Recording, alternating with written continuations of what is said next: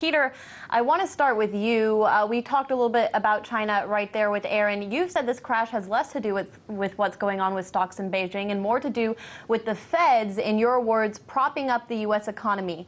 Why?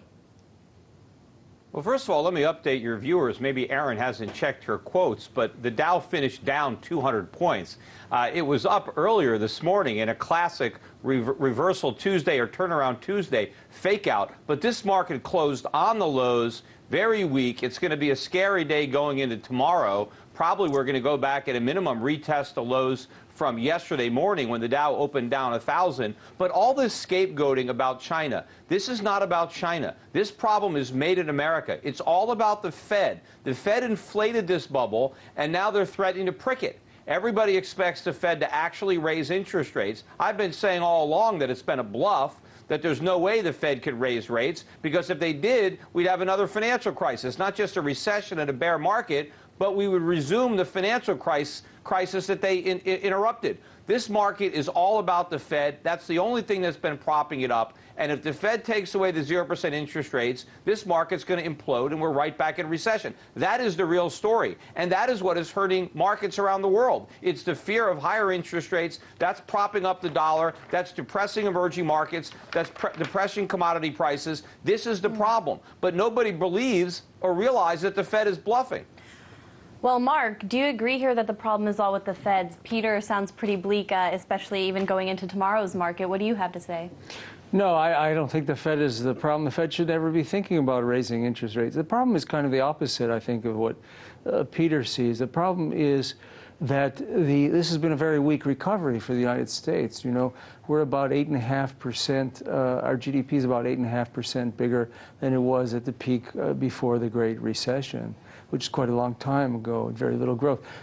For comparison, China's over 80% bigger than it was at the peak before the recession. Europe is just barely caught up with its pre-recession peak. So it's the two biggest economies, the European economy and the U.S. economy, that are the problem. And the European economy is the much worse problem because they've got twice, you know, in the Eurozone, they have twice the unemployment that we do because they followed the wrong policies. They had a central bank that was actually hurting the economy.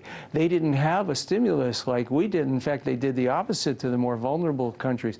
So the problem is a lack of aggregate demand. That's the big problem in the world. The Fed has done its part by keeping interest rates this low, this long. What we really need is more from the rest of the government. We need an expansionary fiscal policy. We need, you know, infrastructure investment, things that will create jobs, because we're still down about 3 or 4 million jobs from where we should be right now, in spite of the unemployment rate, because many people have dropped out of the labor force. Peter, I hear you wanting to jump in. I have a question that I want to ask you, though, which is, do you not agree then here that this has something to do with recovery? I mean, we talk a lot about the stock market. Is it an indicator of the actual economy? Aren't most Americans just concerned about employment?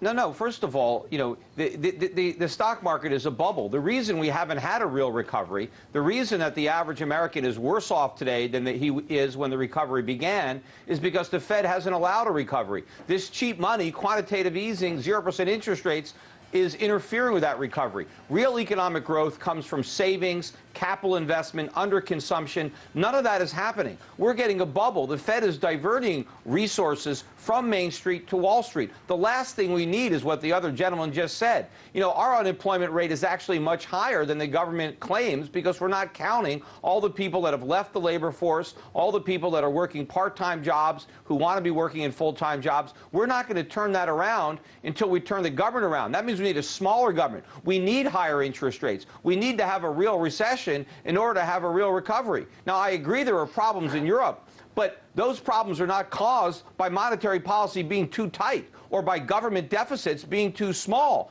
We have too much government in Europe, and we have too much government in America. We have too much money printing. Interest rates are too low. What we need is capitalism. That's the thing. That's what's going to save Europe. That's what's going to save America. But unfortunately, we're going to have to go through a lot more pain before we get a real solution. All right, Mark, what is your response to what Peter's just outlined here, that the Feds need to basically raise interest rates in order to rip off the Band-Aid, I guess, and put us through a little bit of recession. Yeah, well, he's the real recession. I think that says it all. We need a real recession, is what he said. Now, that's why I think his views are never going to be taken seriously by the majority of people. Most people care about having a job, you know. Peter has a job, so he doesn't worry. Jobs. Okay. But what's your solution then, right? So if we raise rates, right? If you raise rates, wages they drop, yeah, right? So that's not good for the average American. How can there be a recovery for the average American when we're not just talking about stocks? Well, there has been some recovery. That's why it's important to compare Europe with the United States. Again, they have twice the unemployment by the same measure.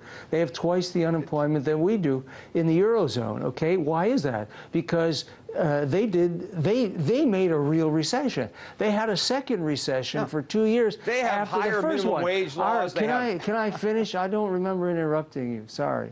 Okay. They actually made the economy worse, whereas our government didn't do enough. Okay, but they at least did something. We had a stimulus, and we had the Fed's policy, and we had quantitative easing, years before the Europeans did it. So those things actually help. Now, if Peter wants to complain that too much of the money went into the stock market and that prices are too high, okay, fine. But at least there was growth. At least unemployment went from its peak of 10 to 5.3%. And again, that's not enough because, as he mentioned, there's a lot of people who dropped out of the labor force. So we are down, again, 3 to 4 million jobs. But the point is, he's talking about making it worse, having a real recession. What? Look at Europe. No, I'm not. Look, let me get a word in here. Because, first of all, Europe has always had higher unemployment because of their rigid labor laws. That's not something new. But look, I don't want a recession because I enjoy the pain. Right? What I want is if I see a drug addict, I want him to go to rehab. You see a drug addict and you want him to take more drugs. I recognize that the guy's got to get healthy. He needs to go through withdrawal so he can have a healthy life. You just want him to feel good. You want to give him more drugs. I know what ails this economy. It's too much cheap money. It's too much government. It's too much regulation. It's not enough real economic growth. And it's too much bubble blowing by the central banks. We need to shrink government. We need to go back to sound Peter, money. I'm going to have to jump in. The tragedy of the live show is that we never really will get to wrap up this debate. And I guess for now, the two of you are going to have to disagree, and I'm sure as the numbers continue to go all over the place in the markets, have to have both of you back on, and I wish we had more time. I really do. I guess we can all agree that the recovery, I guess, is the bottom line, is what hasn't worked out as much as many Americans would hope. I think both of you can agree on that at least.